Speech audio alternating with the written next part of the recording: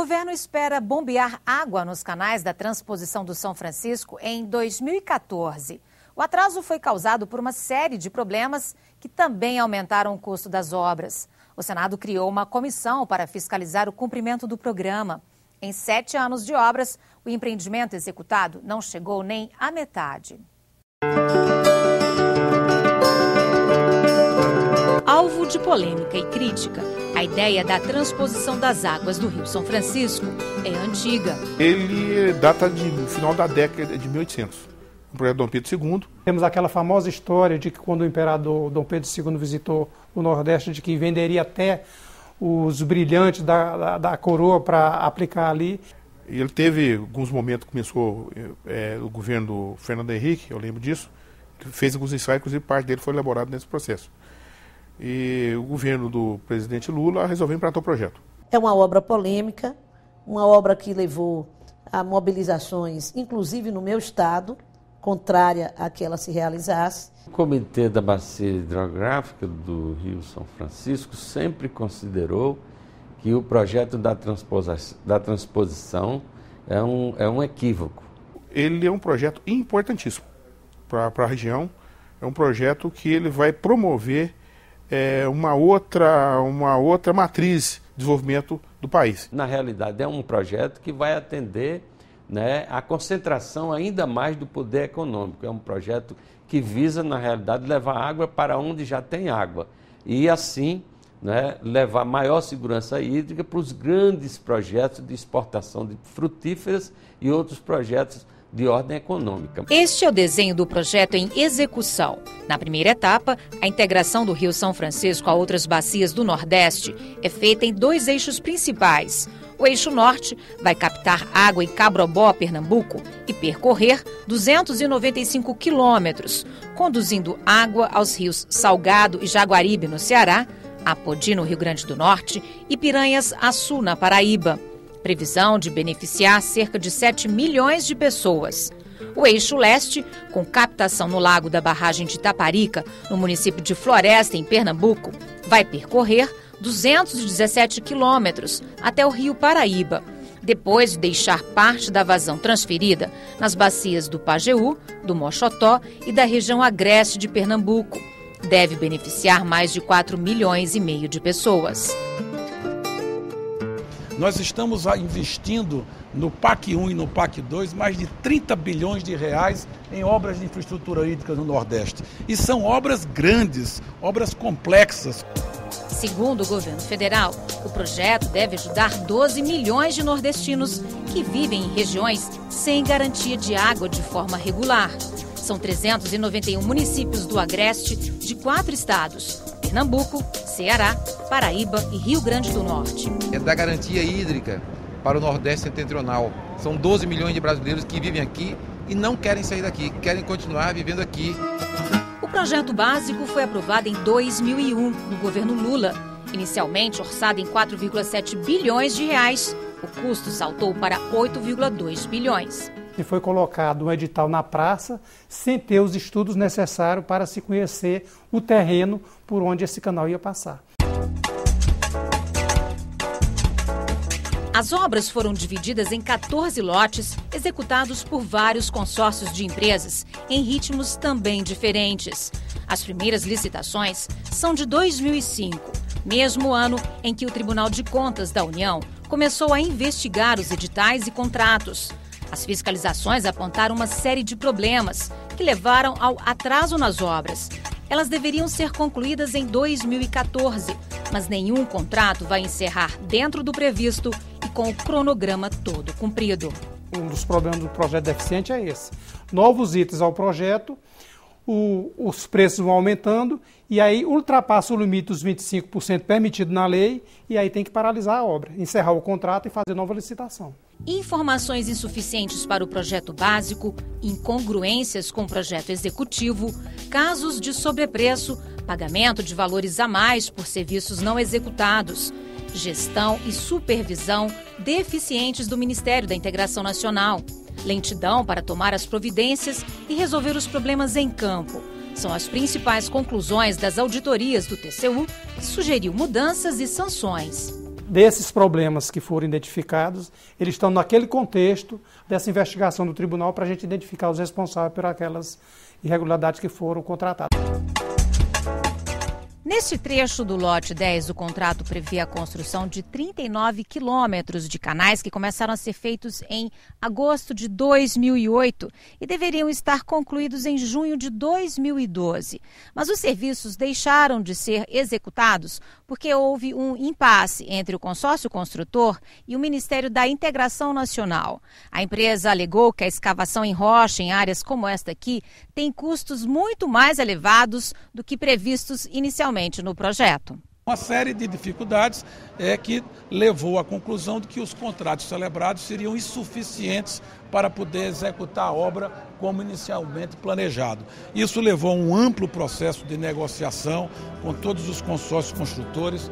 Os contratos foram renegociados e os saldos de obra que não couberam dos contratos originais foram motivos de novas licitações. Acompanhamos as duas primeiras visitas dos senadores da Comissão Externa do Rio São Francisco às obras. No Eixo Norte, a comitiva foi conferir a construção de 2 túneis com 21 quilômetros total de extensão. Os senadores percorreram parte do túnel Cuncas 1, que é escavado na rocha a um ritmo de 30 metros por dia. Eles conheceram a operação do jumbo hidráulico, esta máquina finlandesa que perfura a rocha para carregar os explosivos e abrir caminho.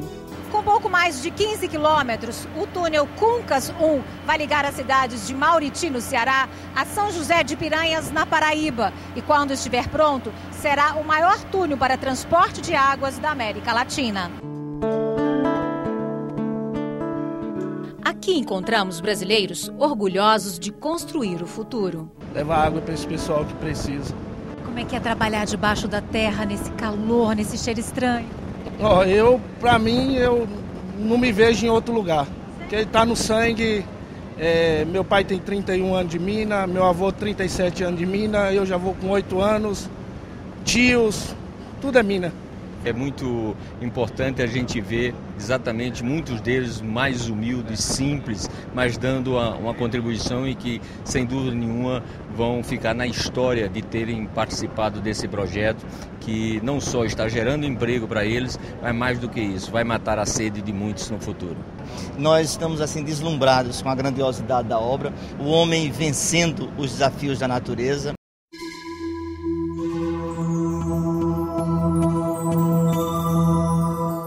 Mas a abertura do emboque no lado cearense começou mal. O túnel escavado em solo desabou, o que paralisou a construção por 1 ano e meio. Pouco mais de 100 metros escavados, nós enfrentamos uma dificuldade com o solo, diferente daquilo que estava previsto nas sondagens, mas rapidamente houve uma solução alternativa para iniciar a abertura de um novo emboque. É daqui que as águas do Rio São Francisco vão ser captadas e direcionadas por este canal, passando por aquedutos, túnel, pontes, viadutos, 3 estações de bombeamento, 6 reservatórios de água, até chegar ao reservatório de Jati, no Ceará, a 140 quilômetros daqui.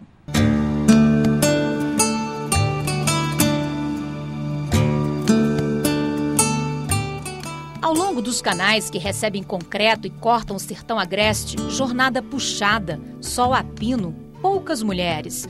Neste trecho do lote 1 em Cabrobó, quem fiscaliza o uso da máscara e equipamentos de proteção e cuida deles é Gisélia. Eu vistorio, eu faço treinamento mensal, eu verifico se eles estão usando corretamente o EPI. O clima daqui é quente, então como tem muita gente de fora, às vezes o pessoal não se adapta. Aí volta e meia a gente dá assistência médica. Estamos em cima de um platô aqui. Então aqui nós temos um conjunto de 5 barragens com a reforma de uma, que é atalho, que vai gerar também energia como essa.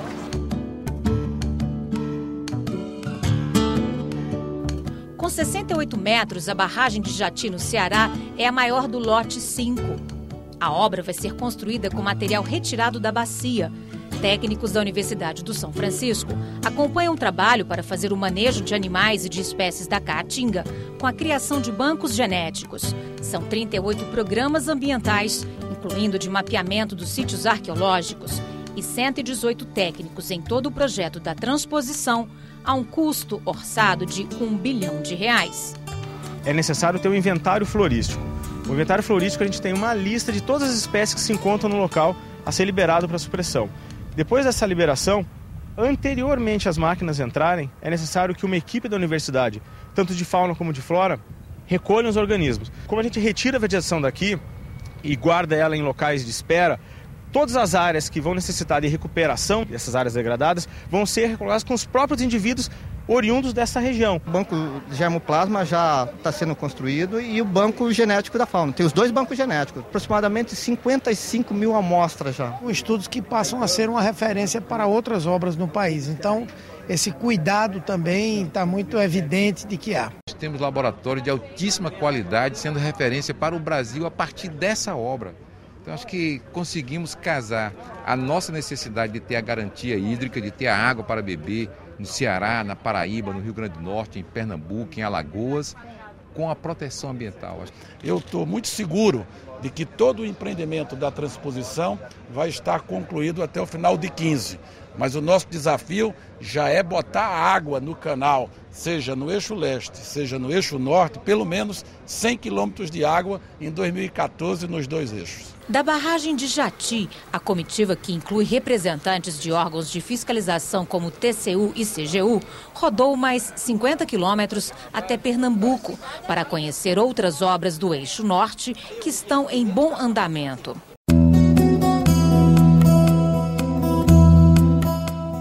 Na região de Mauriti, Ceará, o canal dividiu as terras do fazendeiro Patápio, que cultiva manga há 10 anos e produz 2.200 toneladas por ano para exportação.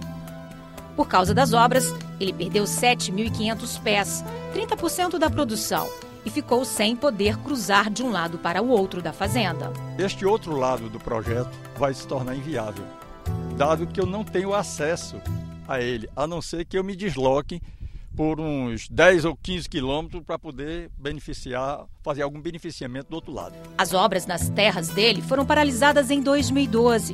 Para o fazendeiro, existem 2 caminhos para contornar os obstáculos. Uma pequena ponte em cima do eixo do canal, isso aí se apresentaria junto ao Ministério. E o outro lado não, isso aí é judicial, porque a Justiça é quem vai determinar qual o valor dessa indenização do capital de giro da empresa. Seu Patápio não é o único produtor que torce para que as obras terminem sem deixar prejuízos. Existem pelo menos uns 10 produtores nessa situação. Nós precisamos nos sentarmos e resolver essas pendências. Acontece isso, fizeram o projeto básico e não fizeram o projeto executivo. Se fizeram, eles me mostrem, porque então foi muito mal feito. Como é que você vem trazendo esta água, seccionando, faz uma alvenaria, faz a concretagem, não entra água nessa concretagem, aí já tem outro trecho que tem concretagem, mas não tem água. Isso não existe. Esse canal do São Francisco, para nós, é uma obra que representa um grande benefício. Precisaríamos ter um projeto de execução mais planejado, mais viável, para evitar os desperdícios. O governo não vai pagar 2 vezes por uma obra.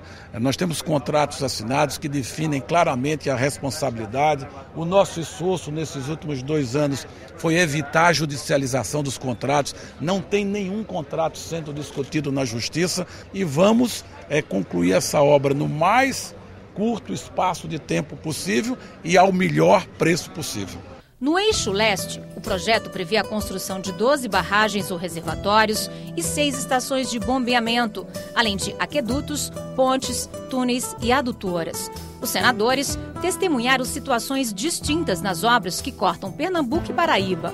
Serviços interrompidos, outros retomados e obra entregue, a do canal de aproximação, feita pelo Exército. Estamos concluindo essa fase de um processo de reorganização da obra. Tivemos dias difíceis nos últimos meses por força de diversos trechos dessa obra, diversos lotes estarem interrompidos ou parados. Isso motivou a comissão firmar um conceito de que precisava, in loco, fiscalizar para, com o Ministério da Integração e os órgãos que fiscalizam o setor público, acelerar a entrega dessa obra aos brasileiros. A continuar a forma como o trabalho tem sido retomado, com certeza o cronograma de fim de toda a transposição no final de 2015, para mim também vai se consolidar. Faltou de fato planejamento, porque fazer uma obra dessa envergadura, dessa complexidade, com um projeto básico, é claro que as chances de dar certo eram praticamente perto de zero. Tanto é que os projetos executivos tiveram que ser feitos e são muito diferentes daqueles que foram elaborados no plano básico. Então houve um grande atraso, a obra aumentou de custo e agora vamos acompanhar, cobrar, fiscalizar para que ela fique no patamar dos 8,2 bilhões que está projetada e esse preço não suba ainda mais e os prazos sejam cumpridos. Esperança tem Dona Maria José, de 70 anos, de se livrar da água salgada e do carro-pipa. Há 53 anos, ela mora na comunidade Caiçara, em Custódia, Pernambuco. Aguarda ansiosa a conclusão do aqueduto de Caetité e as outras obras que passam em frente à sua casa. Tá bem, porque começaram e não terminaram, né? Pode ser que agora venha, que vai começar novamente. Pode ser que termine, né? Com fé em Deus. O que a senhora acha que essa obra vai trazer para a senhora? Vai trazer muita bondade, porque é água boa, água do Rio São Francisco, né? E a água daqui é mesmo sal. A pouca que tem, que nós temos, é sal, água de sal. As pessoas dessa região querem essa obra, aprovam essa obra? Querem muito, com certeza.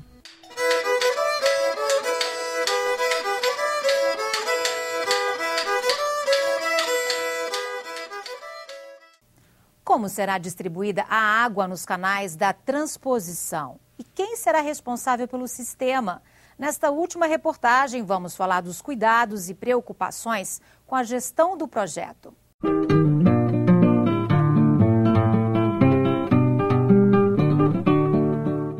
Em 2005, a ANA, Agência Nacional de Águas, autorizou o Ministério da Integração Nacional a tirar água do São Francisco para integrar a outras bacias. Estabeleceu ainda as prioridades para o uso da água, condições, prazos e definiu a vazão. 26,4 metros cúbicos de água por segundo. O Rio São Francisco tem disponibilidade hídrica para liberar esses 26,4 metros cúbicos por segundo para os outros estados. A própria lei das águas, a 9433, uma lei de 1997, ela já prevê que em situação de escassez a prioridade é consumo humano e para dessedentação de animais. O excedente, a partir do momento que tiver um deflúvio que exceda essa vazão, aí as bombas do projeto de transposição vão poder puxar até 136, 130 e poucos metros cúbicos por segundo. Então não vai afetar em nada. E importantíssimo nesse caso é trabalhar o componente gestão desse projeto. Essa água que sai de São Francisco, que vai alimentar o Nordeste Setentrional, ela é uma água do enorme valor. O governo federal vai definir quem vai cuidar da operação do sistema. A própria União tem que definir uma operadora, uma empresa, para gerenciar, para fazer a gestão, a distribuição dessa água para os estados. Depois, os próprios estados têm que ter a sua gestão dessa água. E todas essas ações vão ser acompanhadas pela ANA. E qual vai ser o preço da água a ser bombeada no projeto da transposição? O custo fixo para manter e operar o sistema é estimado em 133 milhões de reais por ano, valor a ser rateado entre os estados beneficiados. E cada estado ainda vai pagar uma cota proporcional pela quantidade de água que comprar. O estado tem um reservatório e está em uma situação de seca, então aquele seu reservatório está com volume baixo. Então o estado vai pedir que, em função de todos os estudos, que se libere uma vazão X para encher aquela água daquele reservatório. Quando tiver em épocas de chuva, que não tiver problema, ele não precisa de pedir muita água adicional. Então ele faz a reserva daquela água e vai distribuindo para a população de uma maneira geral. O Comitê de Bacia do Rio São Francisco, que não foi ouvido sobre a transposição, teme pelo conflito de interesses. Cada metro cúbico de água que você destina à geração, você pode estar retirando, por exemplo, né, ou seja, da navegação, ou seja, da irrigação. E num contexto onde o Pacto das Águas não for produzido, para que todos saibam, digamos, adequar os seus interesses, as suas demandas e seus projetos a essa harmonização, se isso não for feito, evidentemente a possibilidade do conflito é grande, já existe. A morte de um rio é uma coisa lenta, dolorosa, mas a gente já pode ver concretamente. O professor do Departamento de Engenharia Civil e Ambiental da UNB, Oscar Cordeiro, tem uma preocupação. O medo que eu tenho, e eu acho que tem que ter uma vigilância contínua quanto a isso, é uma utilização irresponsável, ineficiente dessa água. E, nesse caso, todos nós brasileiros vamos arcar com esse prejuízo. Não é um projeto para atender Estado A, B ou C, isso é um projeto de nação. E ele tem que ser cuidado, tratado dessa maneira.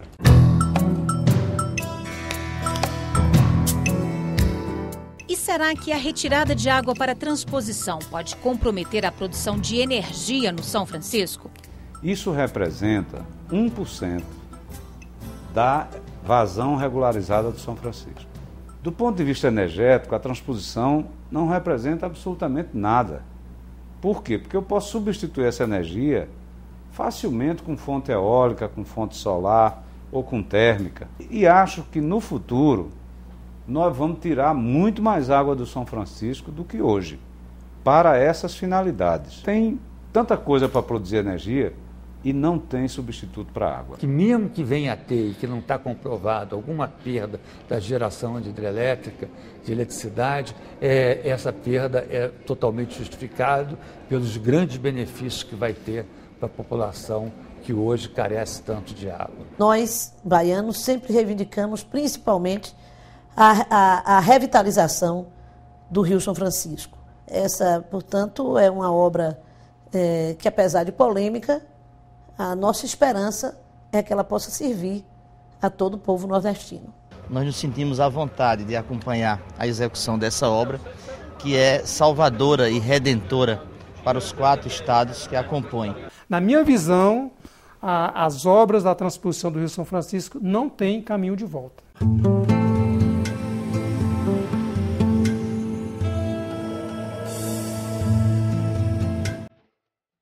O Repórter Senado termina aqui. Você pode acompanhar esta e outras edições do programa no portal do Senado na internet, no www.senado.leg.br/TV. Até o nosso próximo encontro.